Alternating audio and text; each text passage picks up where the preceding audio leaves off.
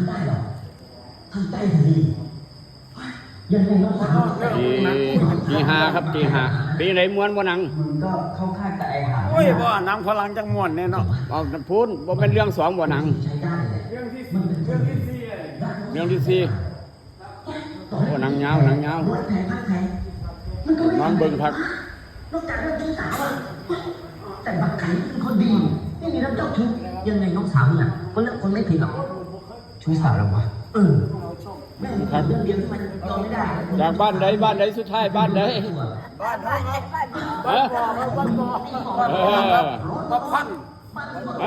บ้านมองก็พ่อพันโอ้โหคักหลายบัวสุดยอด